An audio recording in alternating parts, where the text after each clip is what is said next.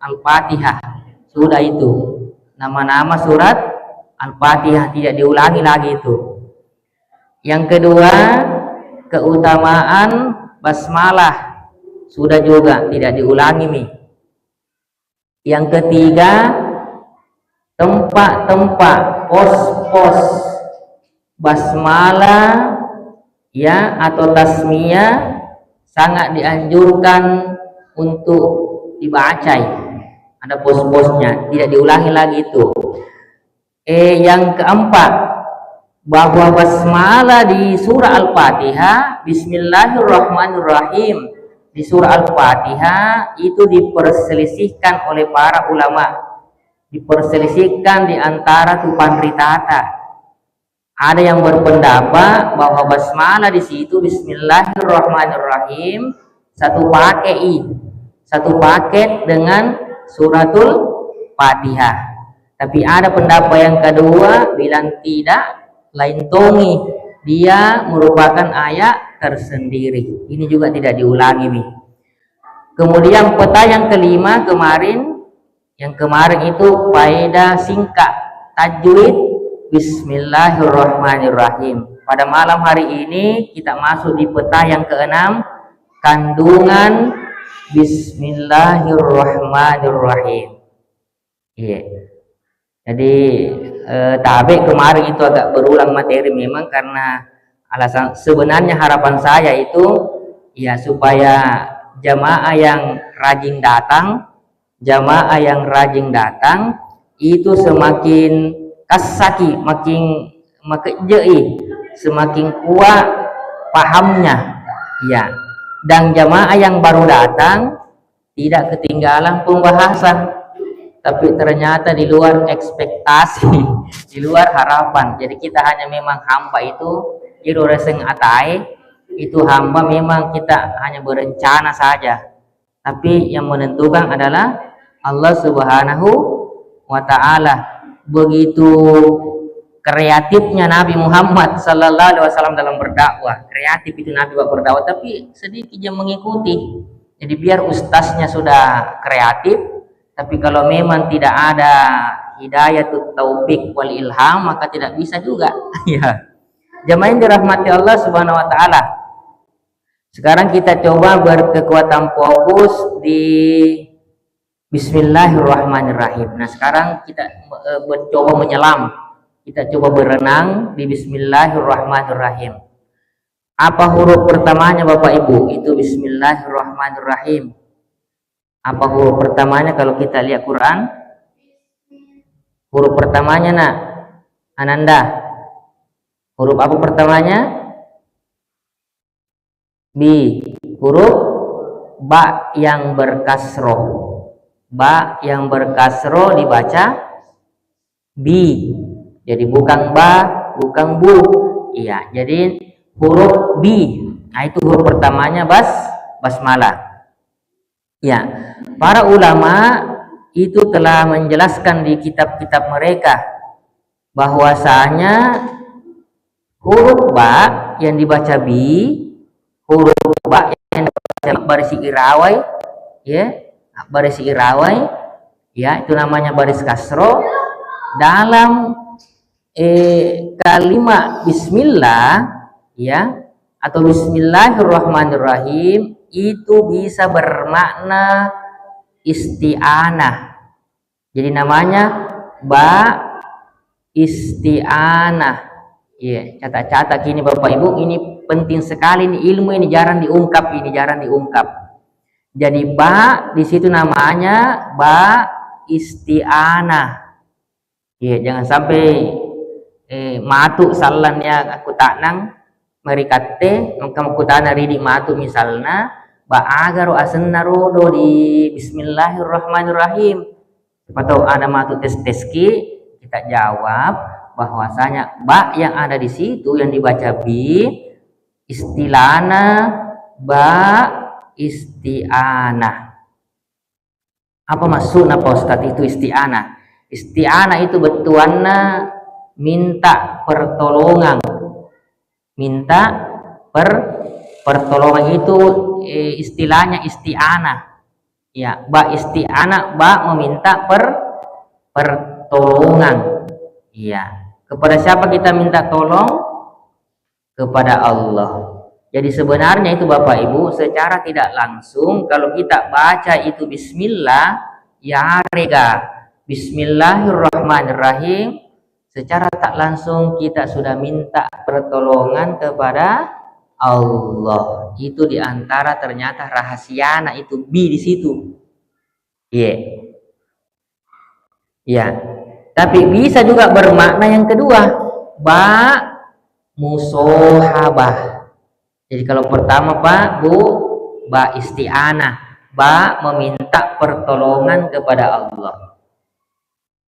Ya. Makna ba yang kedua, ba musohabah. Ya, musohabah artinya kebersamaan. Ya, penyertaan. Dan memang ketika kita beramal, ya, ketika kita beraktivitas, kita berkegiatan, kita membutuhkan yang namanya Allah membersamai kita di dalam amalan tersebut. Ya, jadi seakan-akan kalau dibaca itu bismillahirrahmanirrahim, seakan-akan amal pekerjaan yang kita lakukan sekarang ini, yang kita baca itu bismillah sebelum kita lakukan, seakan-akan kita dibersamai oleh Allah Subhanahu wa ta'ala di dalam melakukan amal ibadah tersebut.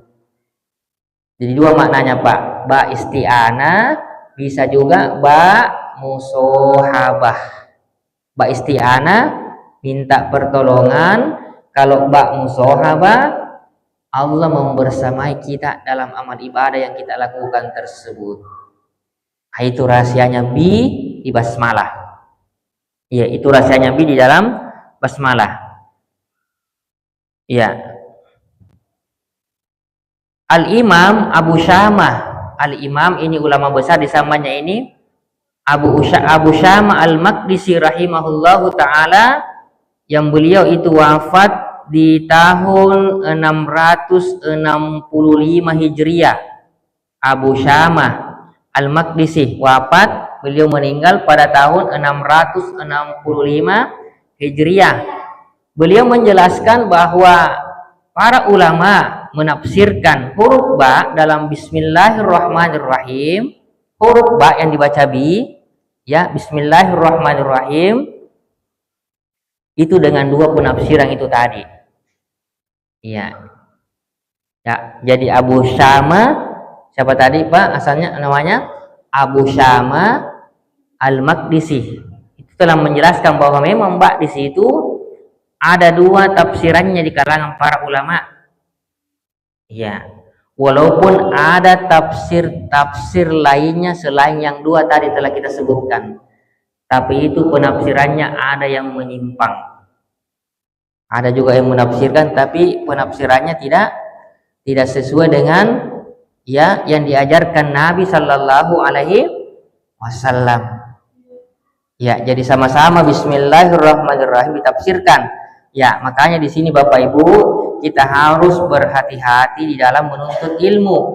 Di mana kita menimba ilmu, maka kita harus ekstra hati-hati. Karena jangan sampai nanti ya kita salah memahami itu Pak di bismillahirrahmanirrahim. Karena itu nanti akan berefek, berpengaruh kepada iman tak, kepada keyakinan kita. Ya.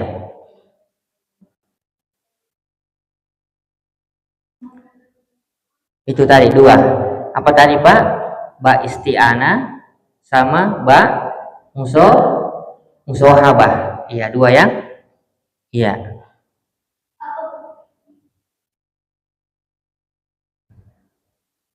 Kemudian Al-Imam Asy-Syaukani.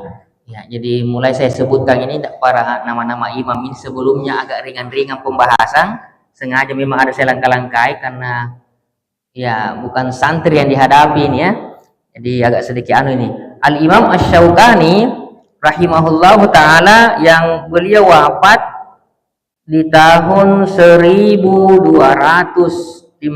Hijriah. Di dalam tafsirnya beliau, ya, beliau menafsirkan bahwa huruf ba dalam Bismillahirrahmanirrahim bermakna isti'anah. Ini Imam Syaukani Pak berpendapat bahwa ba yang ada di situ, di situ ba isti'anah. Itu Imam Syaukani. Ba permintaan bantuan, minta tolong kepada Allah Subhanahu wa taala. Iya. Itu Imam siapa tadi? Anandaku, Imam siapa tadi namanya? Imam Asy-Syaukani. Nah, itu beliau berpendapat. Atau bisa juga bermakna musohabah. Nah, ternyata beliau juga berpendapat seperti itu Imam Syaukani. Beliau pendapatnya dua malah di situ. Ba isti'anah, tapi berpendapat juga ba musohabah yang bermakna kebersamaan. Ya, tapi kebersamaan di sini jangan dipahami bahwa Allah menyatu dengan si hamba. Ya, jangan kita salah paham bahwa kebersamaan itu bahwa Allah itu menyatu katanya kepada si hamba. Menyatu apakah di hatinya, di urat nadinya, di mana enggak. Nah, ini pentingnya meluruskan pemahaman ini. Jadi musohabah di sini yang batuannya kebersamaan, ya, tidak dipahami bahwa Allah itu menyatu, ya, menyatu bersama hamba-hambanya. Tapi kebersamaan di situ bisa kita maknai pertolongan Allah, ya, kemudahan dari Allah, dimudahkan segala urusannya, ya. Ketika ada bahaya misalnya, ya, dihindarkan dari bahaya. Jadi Allah tetap berada di atas arsy. Ar-Rahmanu 'alal arsy istawa. Anna minal lelena, bahwa Allah itu tidak bersama, ya, hambanya dalam zat, tidak menyatu. Iya. Makanya biasa kita sebut itu zikir subhanallah. Apa artinya Bapak? Subhanallah, Maha suci Allah. Jadi kita sucikan Allah dari kebersamaan, ya, dalam zat bersama hambanya, ya, bersama makhluk-makhluknya. Kita sucikan Allah dari sifat menyatu dengan hamba-hambanya. Jadi Allah tetap di atas, ya, tetap dia al-a'la, yang maha tinggi, tidak ada lagi di atasnya. Jadi salah satu asmaul husna itu Allah bernama juga al-a'la, artinya yang maha tinggi. Ya. Kalau dikatakan yang maha tinggi, berarti Allah itu tidak di mana-mana. Iya. Allah tidak di mana, karena kadang orang bertanya, aina Allah? Di mana Allah? Bertanya di mana Allah? Ya, ada yang menjawab di dalam hatiku. Ada tuh yang bilang tidak di luar alam dan tidak di dalam alam. Ya, ini kita sedikit masuk di pembahasan tauhid asma wa sifat, ya. Tidak di luar, tidak di dalam juga. Ya. Jadi apa patokannya kita berakidah? Kita berkeyakinan itu patokannya adalah Quran dan hadis Nabi Sallallahu Alaihi Wasallam, itu patokannya. Ya, karena memang ada di antara manusia itu berkeyakinan memang tidak ada dalilnya, tapi kalau bicara hebat, kalau bicara dia tidak bisa dikalah, bisa dilawang, tidak bisa dikalah. Nah, makanya Allah turunkan Quran, ya, diutus Nabi kita Sallallahu Alaihi Wasallam untuk menjelaskan itu bagaimana itu akidah, keyakinan yang lurus, yang benar, supaya dia dikatepet-tepet, tidak asal kita berakidah, kita asal berkeyakinan, beriman atau pena tapak mainake. Nah, inilah ilmunya, pondasinya itu Quran dan hadis sunnah Nabi Sallallahu Alaihi Wasallam. Ternyata Allah sendiri yang memperkenalkan dirinya dalam Quran. Allah sendiri yang memperkenalkan dirinya dalam Al-Quran. Di antara itu tadi di dalam surat apa itu? Ar-Rahmanu 'alal 'arsy istawa, dalam surat Toha. Dalam surat Toha, Ar-Rahman 'alal 'arsy istawa. Siapa Ar-Rahman? Allah. Ar-Rahman artinya yang Maha Pengasih. Kebetulan juga ada di basmalah. Bismillahirrahmanirrahim. Ar-Rahman maksudnya Allah.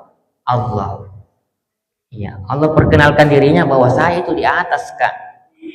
Ya, saya berada di atas ars, tinggi di atas makhlukku, tidak ada lagi di atasku. Ya. Ini maksud kebersamaan dengan Allah Subhanahu wa taala. Tidak mesti Allah masuk ke dalam hati hambanya baru dikatakan musahabah, kebersamaan. Tapi kadang kebersamaan itu ya maksudnya Allah beri pertolongan, Allah beri perlindungan, senantiasa merasa diawasi oleh Allah Subhanahu wa taala, merasa dilihat, didengar. Itu kebersamaan juga itu. Ya, jadi Allah, bersama dengan Allah tidak mesti harus ada sentuhan. Ya, misalnya kalau malam misalnya bagus cuaca, misalnya kita safar misalnya ke luar daerah. Ya, kebetulan malam 15 ompok nak kitenge. Bulan purnama, Pak. Kita lihat bulan itu kalau naik mobil kalau kita lihat ke langit, ya, saya bersafar bersama dengan bulan. Saya safar bersama dengan bulan, atau saya bersafar bersama dengan matahari. Padahal bulan ada di atas. Bulan ada di atas tak ini. Tidak menyatu dengan kita. Matahari juga ada di atas tak. Tapi kita katakan saya bersafar bersama dengan bulan. Bersama dengan mata. Iya, kalau itu saja antara makhluk dengan makhluk seperti itu, kadang kita bahasakan seperti itu, ya, bagaimana lagi dengan Sang Pencipta Allah Subhanahu wa taala. Jadi kebersamaan itu ya tidak harus dipahami dengan Allah menyatu ya kepada Allah. Kalau orang Jawa katakan manunggaling kaulo Gusti. Manunggaling kaulo Gusti. Ya, ini namanya akidah hululiyah. Ya, ini biasa dipelajari kalau orang-orang tarekat ya. Orang-orang tarekat itu ya, kalau sudah pada sampai tingkatan ma'rifah, hakikat, itu biasa. Kadang tidak bisa ketemu penjelasan tak begitu. Ya. Jadi ini pendapat Imam Asy-Syaukani bahwa di situ memungkinkan isti'anah, memungkinkan juga musahabah, kebersamaan. Nah, pendapat kedua ini juga dipilih oleh Asy-Syaikh Abdullah bin Ibrahim Al-Qara'awi hafizahullah taala dalam kitab beliau yang berjudul Tafsir Surah Al-Fatihah halaman 6. Iya. Pendapat kedua tadi siapa itu? Musahabah. Iya, jadi ini juga ada yang menguatkan isti'anah, ada juga yang menguatkan yang kedua, musahabah. Jadi terjadi juga memang silang pendapat di sini. Ada yang berpendapat isti'anah, ada yang menguatkan pendapat musahabah. Tapi memang memungkinkan kedua-duanya ya. Ini supaya menambah kita punya faedah. Ya. Ya, pendapat ini juga yang nampaknya dikuatkan oleh Asy-Syaikh Abdurrahman bin Hasan rahimahullah dalam kitab beliau Fathul Majid bi Syarhi Kitabit Tauhid. Nah, ada kitab Fathul Majid itu tebal Pak ya, tebal. Nah, di dalam kitab beliau di halaman 10 cetakan kitabnya itu Darul Hadis Kairo. Nah, kitab bisa di halaman 10. Beliau ternyata menguatkan bahwa Bismillahirrahmanirrahim, ba-nya yang dibaca bi itu ba lil musahabah. Itu beliau menguatkan yang kedua. Ya, adapun pendapat yang dipilih oleh Syekh Dr. Sulaiman bin Ibrahim Al-Lahim bahwa huruf ba di sini bermakna isti'anah. Ya, kalau beliau lain lagi. Yang dia kuatkan yang pertama tadi ba isti'anah. Nah, ini baru masalah ini diperselisihkan lagi. Ada yang menguatkan pendapat ba isti'anah, ada juga yang menguatkan ba musohabah. Ya, dua-duanya itu ada kemungkinan, Bapak Ibu ya. Kedua-duanya itu ada kemungkinan. Ya, ini kini bisa kita lihat dalam kitab beliau yang berjudul Al-Lubab fi Tafsiril Isti'azah wal Basmalah wa Fatihatil Kitab, halaman 88. Demikian juga tafsir dari Syekh Sholih Al-Fauzan. Ya, beliau masih hidup, sudah sangat tua. Syekh Sholih Al-Fauzan hafizahullah taala bahwa makna ucapan basmalah bismillahirrahmanirrahim adalah ba isti'anah. Itu kalau Syekh Al-Fauzan, beliau menguatkan bahwa ba di situ adalah ba isti'anah, ba minta pertolongan. Ya, ini ulama-ulama besar ya. Ya.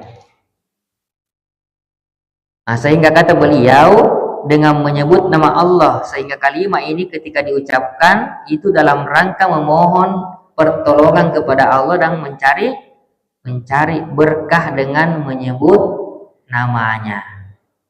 Jadi ketika kita menyebut Bismillahirrahmanirrahim, secara tak langsung kita juga langsung memohon berkah Allah Subhanahu wa taala. Harapan tak ya,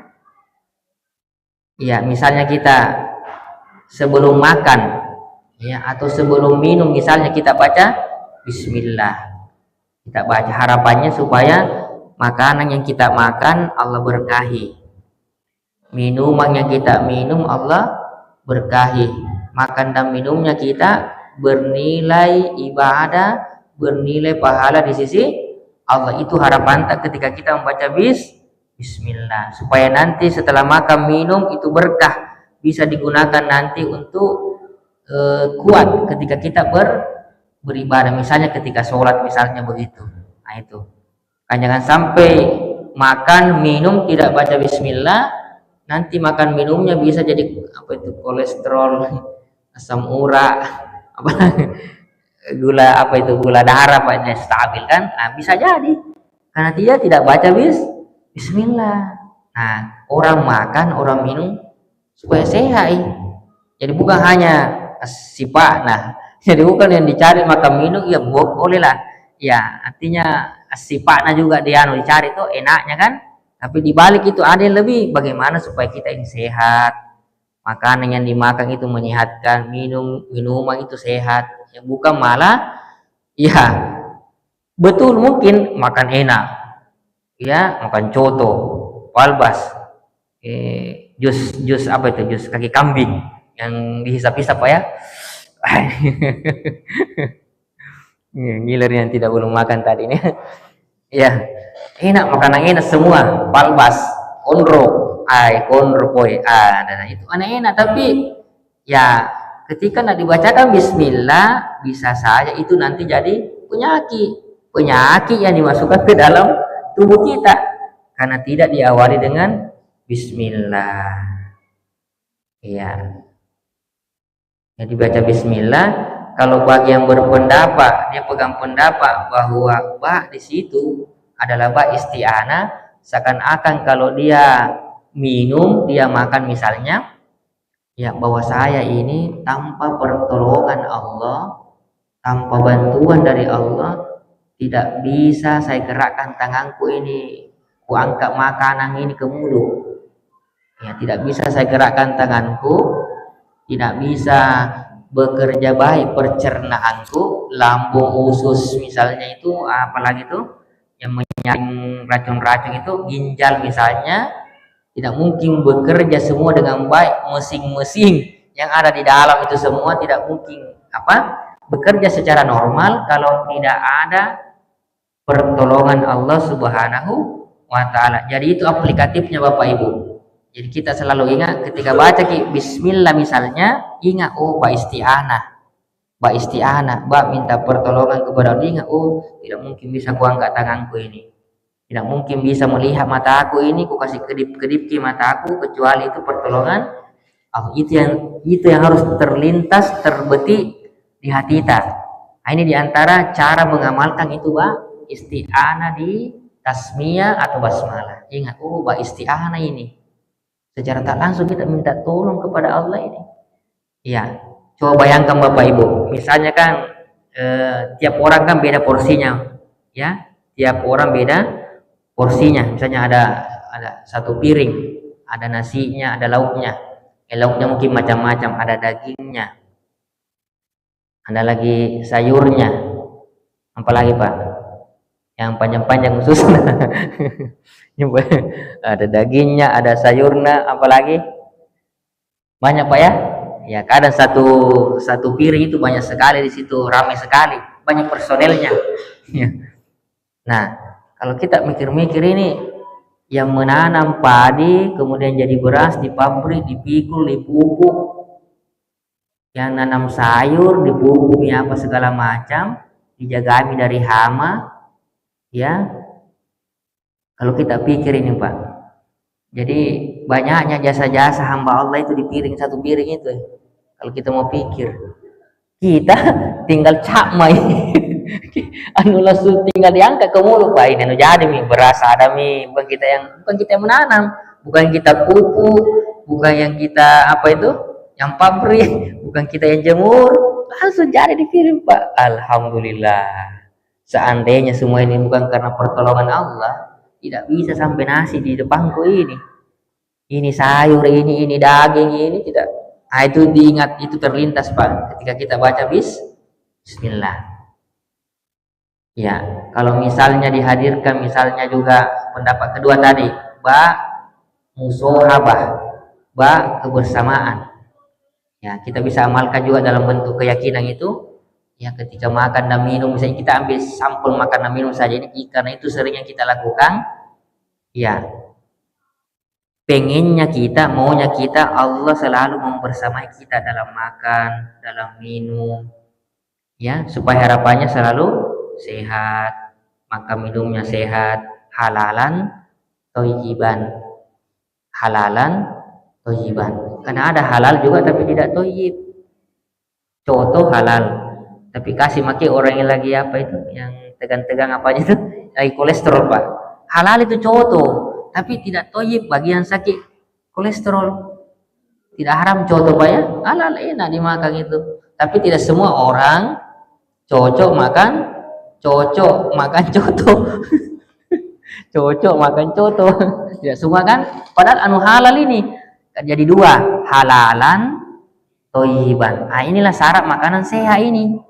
Syarat makanan minuman sehat halalan thayyiban. Di samping halal, dia juga thayyib, tidak memudaratkan, tidak membahayakan tubuh kita. Iya, misalnya yang penikmat kopi misalnya kan, lagi asam lambung misalnya, ya. Tidak sembarang kopi dia harus ini, pokoknya nagaspol saja karena penikmat kopi, pokoknya semua merah dicampur ngaseng. Tidak, kopi itu halal.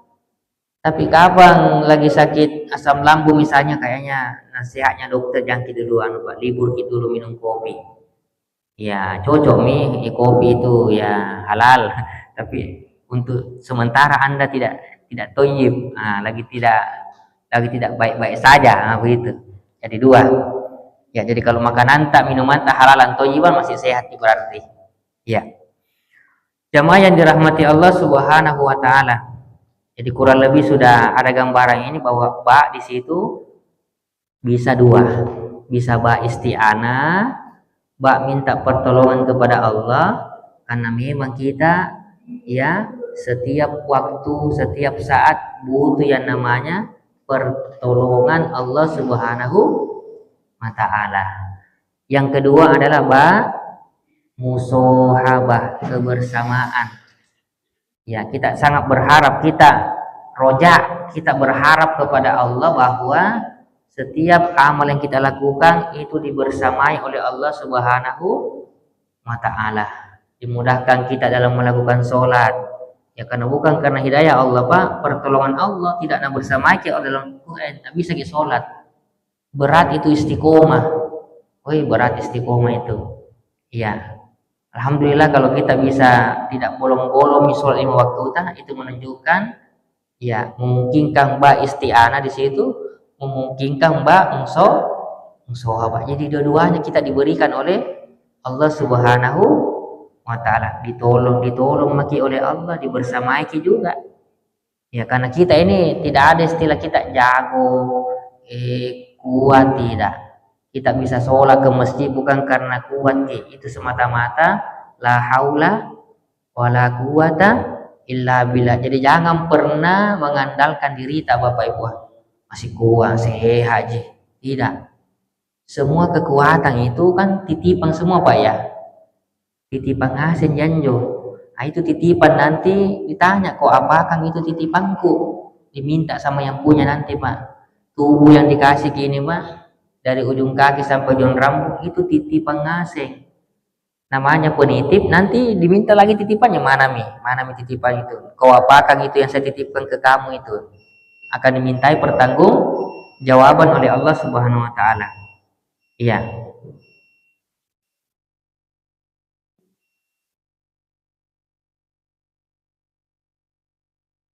Iya. Ada juga ulama yang berpendapat bahwa salah satu faedah penting dalam huruf ba dalam Bismillahirrahmanirrahim itu dalam rangka mencari berkah, litabarruk maksudnya dalam hal mencari keberkahan ya, dengan berzikir menyebut nama Allah. Jadi kalau kita baca itu bismillah, sebenarnya itu juga termasuk bentuk zikrullah, termasuk ingat kepada Allah. Makanya bismillah, apa artinya Pak bismillah? Dengan nama Allah. Jadi berzikir sebenarnya. Jadi kita berzikir. Nah, di situ bisa kita harapkan juga keberkahan dari Allah Subhanahu wa taala. Ya.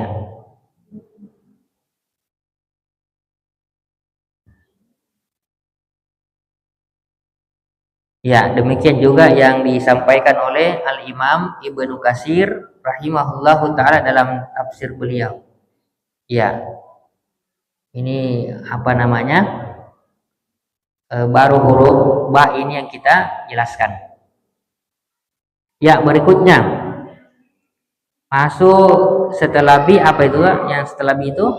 Ismi. Kang, bismi. Tadi itu baru bi, sekarang ismi. Nah, di situ kan kemarin di pertemuan sebelumnya kita sudah ungkap bahwa sebenarnya ada huruf yang dihapus. Huruf apa yang dihapus Pak di kata bismi? Hamzah wasol, asalnya itu bi ismi. Nah, sekarang ismi lagi kita coba kupas ini. Kalau ulama Kufah, nah kalau ulama Kufah itu berarti dia punya mazhab Kufiyun. Jadi bukan masalah perbedaan pendapat itu Bapak Ibu tidak hanya terjadi pada masalah fikih, tapi terjadi juga dalam masalah bahasa Arab. Jadi ada dua yang saling berselisih itu, ada dua mazhab dalam bahasa Arab, ada namanya mazhab Kufiyun, ulama-ulama Kufah jago-jago bahasa Arab, ada juga mazhab Basriyun, ulama Basro. Dua mazhab ini sering mereka silang pendapat tentang bahasa Arab. Ya, diantaranya ini kata ismi. Itu sebenarnya kata ismi berasal dari kata apa? Nah, kalau ulama Kufah ya berarti mazhab Kufiyun, mereka mengatakan asal pokok kata ismi ya, al-ismu maksudnya dari kata al-wasmu. Jadi al-ismu dari kata al-wasmu, batuanna sebuah tanda. Jadi al-ismu katanya kalau ulama Kufah itu berasal dari kata al-wasmu, batuanna tanda. Iya. Bismi, bi dengan, ismi nama, Allah dengan nama Allah. Makanya itu Pak, kalau dipanggil orang bukan dengan anggota badannya, tapi dengan namanya. Karena menurut ulama Kufah ya, bahwa al-ismu yang artinya nama itu diambil dari kata al-wasmu, artinya tanda. Ya, untuk menandai seseorang itu dipanggil namanya orang. Misalnya ada yang namanya Abdullah, ada yang namanya Abdurrahman misalnya. Tentu dipanggil namanya orang, bukan dipanggil anggota badannya, organnya. Ya, misalnya mata, kepala, telinga, mulut, tidak dipanggil dengan organnya, tapi dipanggil dengan namanya. Karena itu tanda bagi dia. Ya, tanda bagi seseorang itu dengan menyebut, memanggil namanya. Itu al-wasmu. Ini kalau ulama Kufah. Adapun kalau ulama Basro, berarti mazhab Basriun, mereka mengatakan bahwa al-ismu ya, yang artinya nama itu berasal dari kata as-sumu, berasal dari kata as-sumu, artinya tinggi. Jadi nama itu Pak sesuatu punya kedudukan tinggi.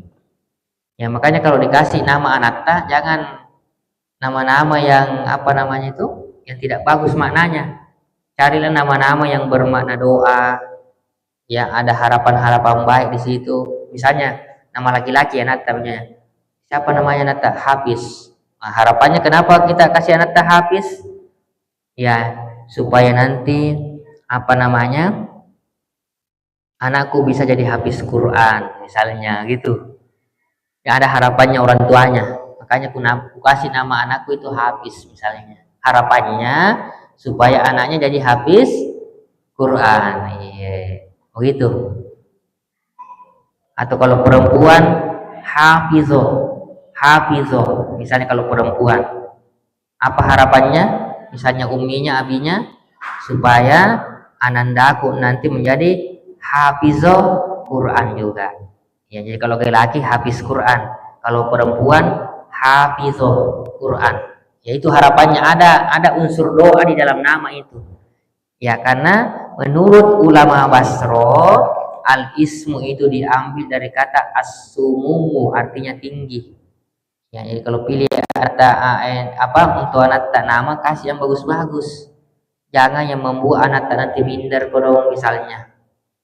Ya, misalnya sudah bagus namanya, misalnya siapa itu? Abdullah. Ya, Abdullah dipanggil nanti Bedu. Iya, sudah Abdullah artinya hamba Allah, panggil Bedu. Iya, sudah tidak bagus mananya. Nah, misalnya namanya Abdurrahman. Nah, bagus Abdurrahman ini, hamba Allah yang pengasih. Dipanggil Amang. Singkat-singkat namanya. Singkat namanya. Iya. Ya, jadi itu tadi ulama Basro itu kata al-ismu berasal dari kata as-sumu, artinya tinggi. Iya. Kalau kita lihat ini Bapak Ibu, itu bismi. Berarti itu terdiri dari dua kata. Kata bi dengan ismi. Disambung menjadi bismi. Nah, ini kalau dalam bahasa Arab ini, sedikit kita masuk di situ. Jadi bi itu satu kata, artinya dengan. Bi kan betuana dengan, ismi nama. Berarti kalau bismi dengan nama kan, jadi bi satu kata, ismi satu kata. Berarti bismi berapa kata Pak? Dua kata, bi dan ismi. Cuma tidak kelihatan hamzah wasalnya karena sudah dibuang nih. Nah begitu. Kalau dikembalikan bi ismi, nah gitu. Tapi itu sudah dijelaskan di pertemuan sebelumnya kenapa dihilangkan. Ya, kalau dalam bahasa Arab ini bi, Bapak Ibu, namanya huruf jer. Bi dalam bahasa Arab itu namanya huruf jer. Ismi istilahnya majerur. Jadi bi jer. Ismi majerur, berarti jer majerur. Itu kalau dalam bahasa Arab. Ini itu kan di awal bismillahirrahmanirrahim. Itu jer majrur. Itu bismi di situ. Nah, ini kata para ulama, ini berkaitan dengan kata kerja yang berkaitan dengan kata kerja yang tersembunyi setelahnya sesuai dengan jenis kegiatan yang sedang kita kerjakan. Misalnya ini supaya terang benderang ini kita kasih contoh. Contoh kita membaca misalnya Bismillah. Kita membaca Bismillahirrahmanirrahim, ya, atau Bismillah ketika hendak makan. Maka ya ada kalimat di situ yang tersembunyi Bapak Ibu. Apa itu? Bismillah, saya mau makan. Jadi yang tersebut itu Bismillah dengan nama Allah. Sebenarnya setelahnya itu ada kalimat yang sembunyi, yang tidak disebut. Bismillah, saya mau makan. Bismillah, saya mau minum. Bismillah, saya mau tidur. Bismillah, saya mau naik kendaraan misalnya. Jadi kalau dalam bahasa Arab ini istilah jar majrur itu pasti ada kata kerja setelahnya yang disembunyikan. Tapi itu kata kerjanya Bapak Ibu tergantung apa yang sedang kita lakukan. Kalau misalnya tadi dicontohkan, misalnya Anda lagi mau makan ini. Ya. Baru mau makan sudah masuk waktu isya ini. Iya. Jadi begitu Pak Adi. Nah, saya kira itu dulu. Insyaallah tidak akan berulang lagi nih. Pokoknya kita maju terus pembahasan ini. Jadi nanti jar majrur ada lagi sedikit pembahasannya nanti supaya ada sedikit pondasi bahasa Arab tak. Karena masalahnya yang kita baca ini kan bahasa Arab. Bismillahirrahmanirrahim. Jadi harus ada sedikit pondasi bahasa nama mesti cek di bawah. Sikit di bawah yang penting ada. Oh iya. Supaya nanti ketika dibaca dalam sholat bisa memancing kita untuk khusyuk. Oh ini jar majrur ini. Ada yang dihilangkan ini sini. Nah begitu. Iya, saya kira itu Bapak Ibu. Semoga